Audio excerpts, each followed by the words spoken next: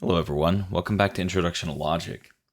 This week, we're going to be starting with what's perhaps the most basic form of deductive logic. We're going to start with classical logic, sometimes called Aristotelian logic or categorical logic. So let's jump in so we can see what we're looking at here. All right, so here on your screen, you should see some examples of what we call categorical propositions. So a categorical proposition, remember a proposition is a sentence that can be true or false, right? So it's a statement that's admissible to logic.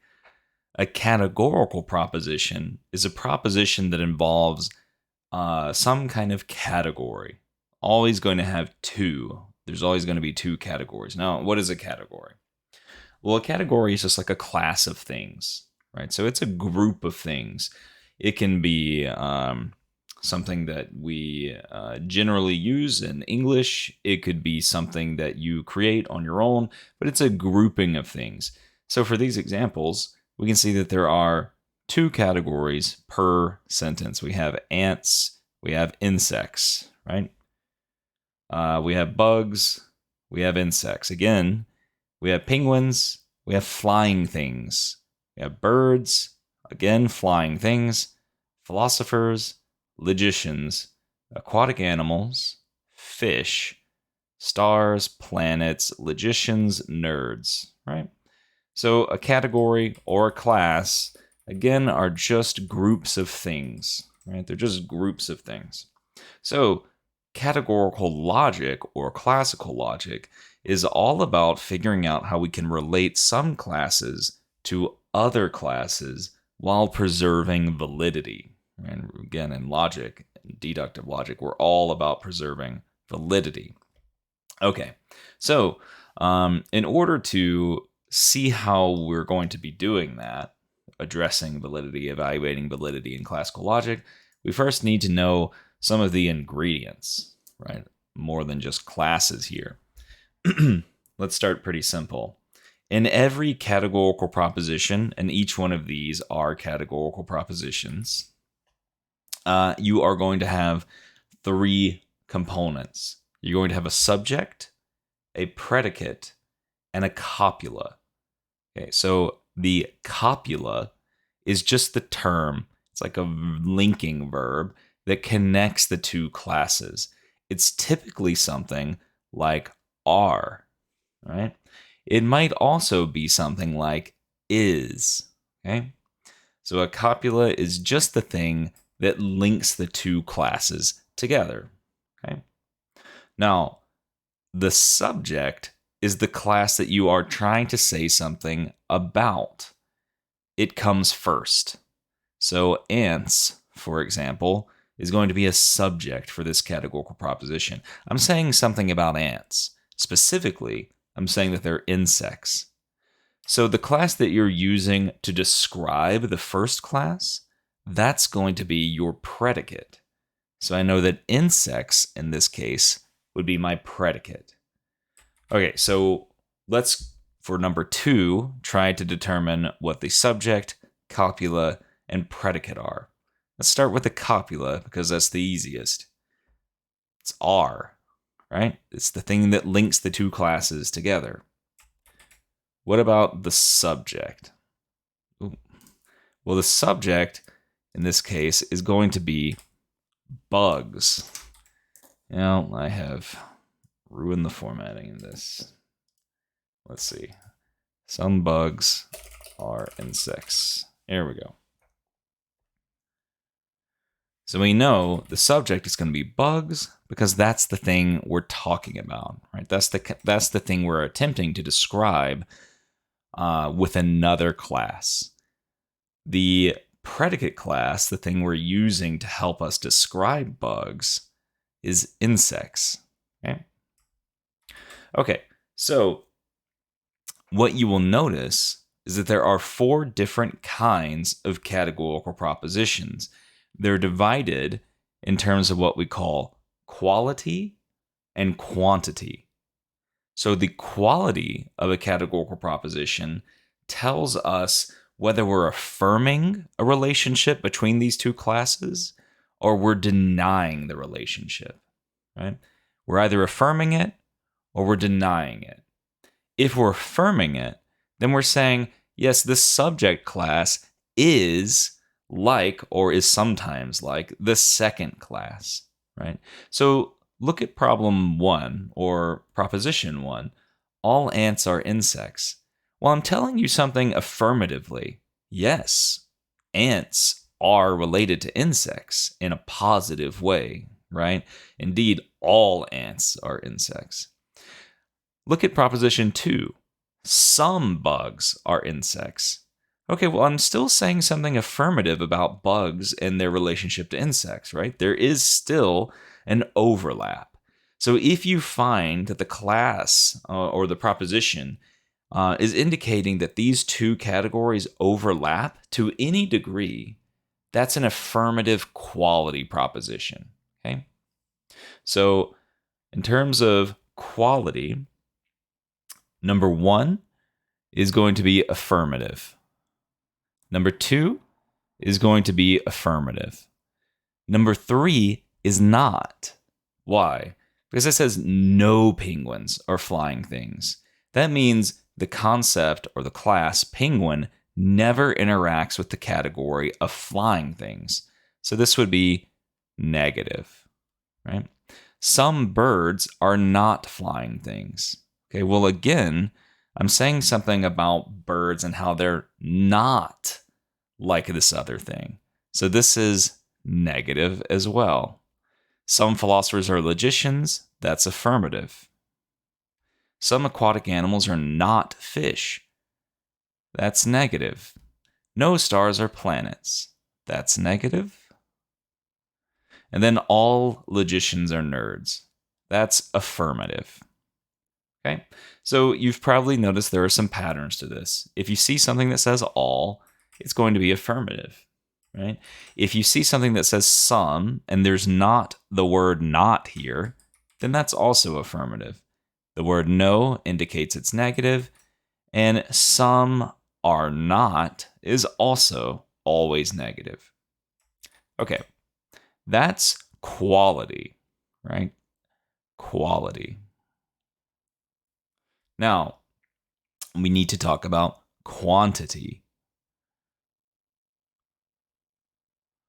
Quantity. Okay, so quantity describes how much of the subject we're talking about, right? Are we talking about just some small group of the subject? Or are we talking about all of the subject? Okay, so number one, all ants are insects. So it's pretty clear we're talking about all of it, right? All of the subject. That means it's universal. It's universal in quantity. If you're ever talking about the entirety of the subject, that's a universal quantity. Some bugs are insects.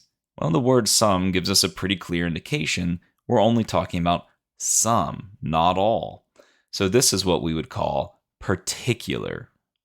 It is particular in quantity. Okay.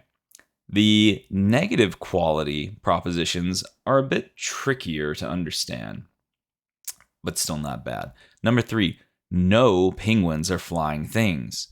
Are we talking about the whole group of penguins or just some of them?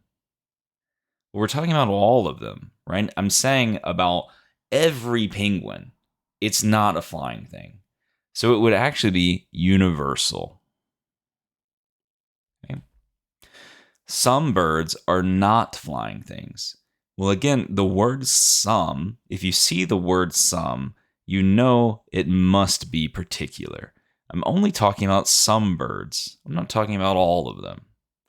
Okay, and now we can just fill in knowing the information we already have. Some philosophers are logicians. Okay, yeah, that's going to be particular. Some aquatic animals are not fish. Again, it's particular. How do I know that? The word some is a dead giveaway. No stars are planets. That's universal. And all logicians are nerds. Also going to be universal. So these are the two ways in which we describe categorical propositions: quality and quantity. Once you know a proposition's quality and quantity, you can say what kind of proposition it is. So we have 4 letters that describe all categorical propositions. They're either A, E, I, or O. Okay? A, E, I, or O. The A is a universal affirmative. The E is a universal negative. The I is a particular affirmative. And the O is a particular negative. So now that I've already given, let's put A, E, I, O here, the 4 types. Now that I know what their quality and quantity is, I can go through and label what kinds of propositions these things are. So all ants are insects, that's affirmative, universal. I know that's an A. Okay? Some bugs are insects, that's an I. No penguins are flying things, this is an E. Some birds are not flying things, that's an O. Some philosophers are logicians, that's an I. Some aquatic animals are not fish, that's an O. No stars are planets is an E.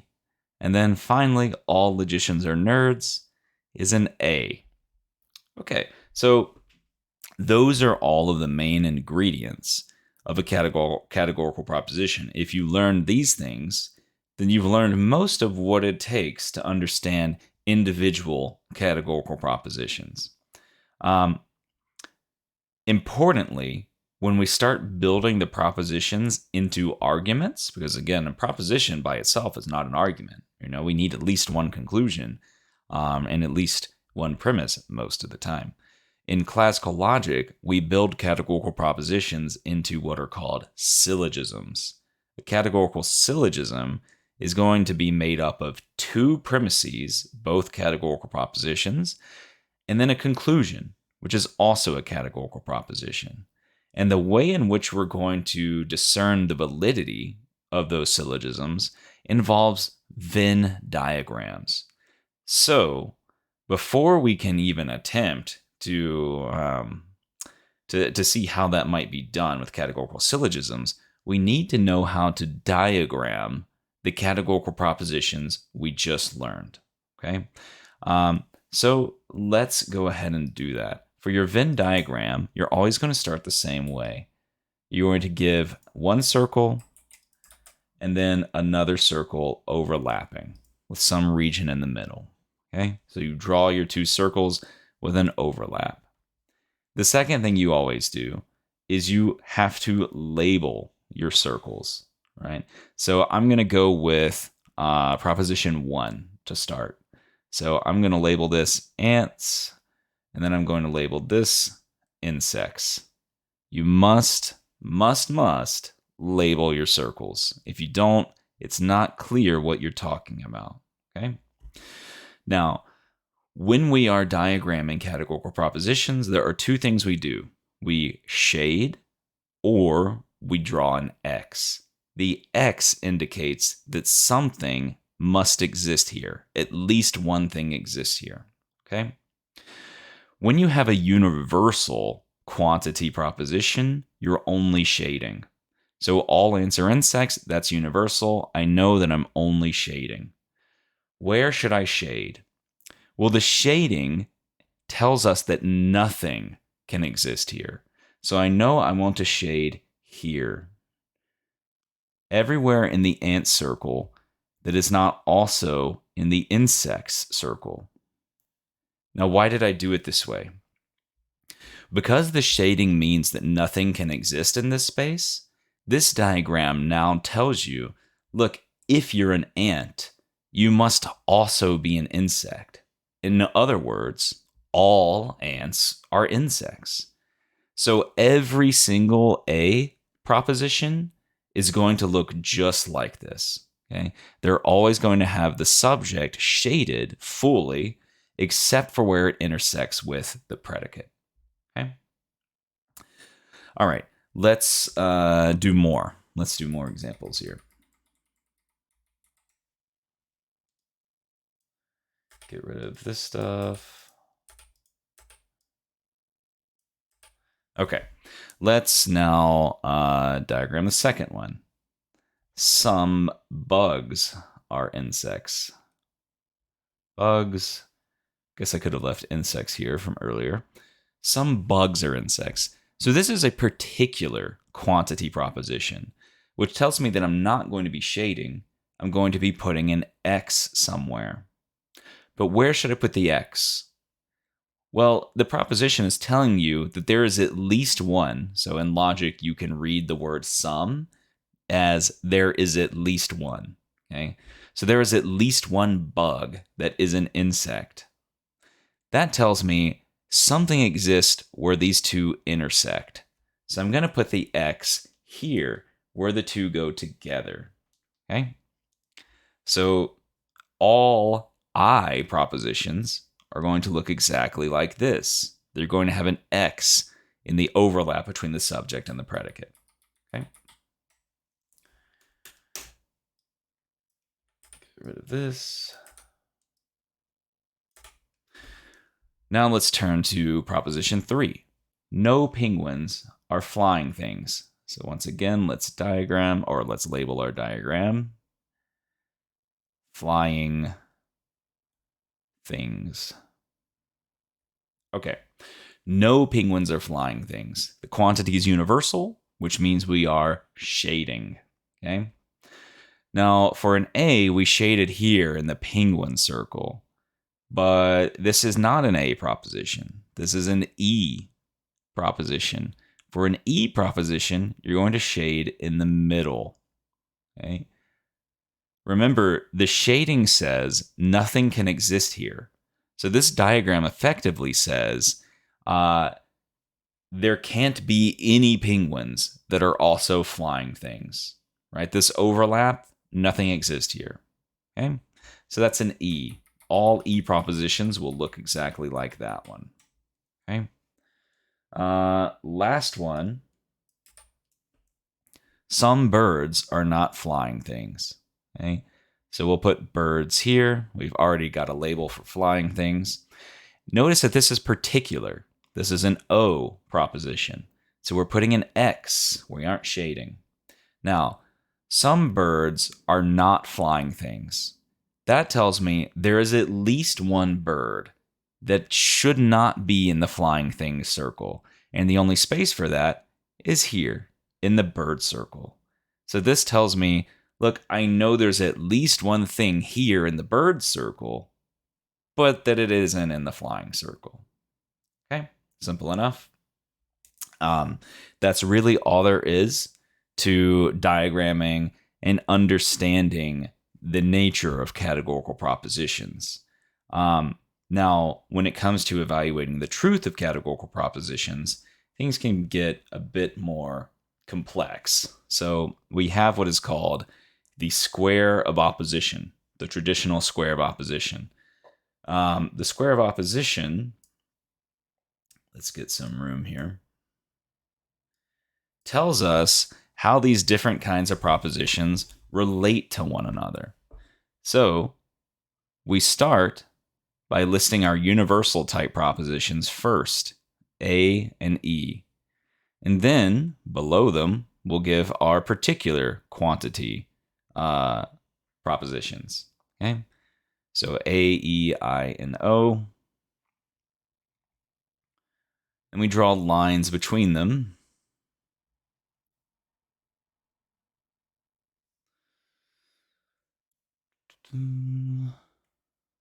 Nearly done here. Notice already we have a square. We're going to draw diagonal lines as well.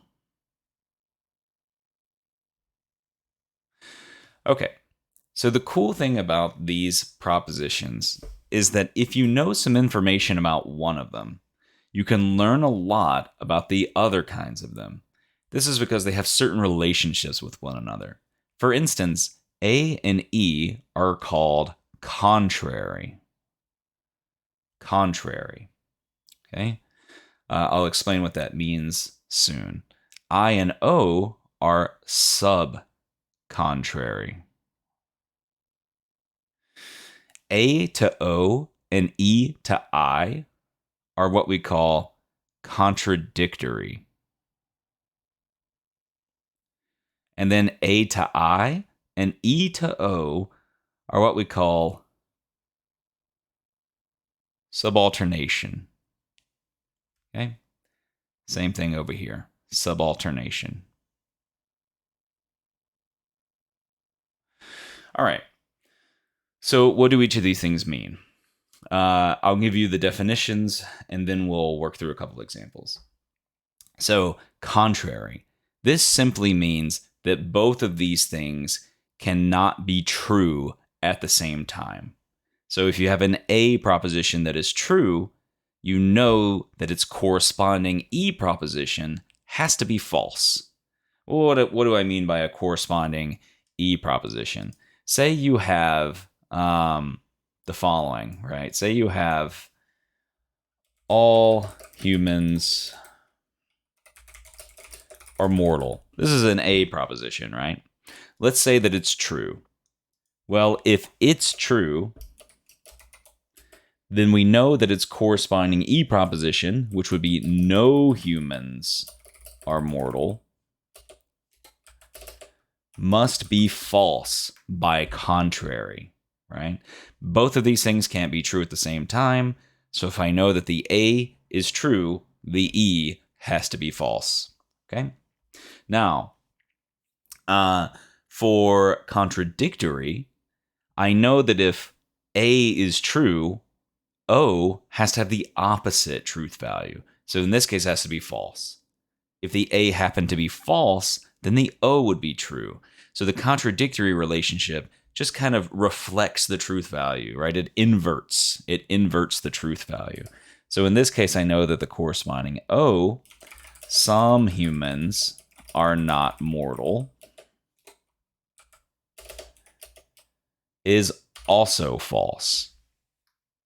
Okay, now the cool thing about subcontrary is it flips the rule of contrary. Instead of saying both of these things can't be true at the same time, subcontrary says both of these things cannot be false at the same time. Okay? So since I know that the O proposition is false, if I look following the line of subcontrary to I know that I has to be true. So some humans are mortal is true. Okay. All right. Now, what about subalternation? Subalternation is a little trickier for most people. Subalternation has two different ways of working. So, truth, we say, always flows down, and falsity always flows up where subalternation is concerned. What does that mean? It means that if an A proposition is true, the I proposition is also true. If an E proposition is true, the O proposition is also true. But if an I proposition is false, the A proposition is false. Same thing for O and E. The importance of getting this truth flows down, falsity flows up thing correct is that if you have, say, a false A proposition, let's say a false E proposition, because that's what our example says right now, you might think that, oh, that means for sure falsity should flow down via subalternation. Not necessarily the case. Okay? Doesn't necessarily work that way. Okay. That's really it as far as categorical propositions are concerned. So now we'll turn towards syllogisms. We'll get to real arguments.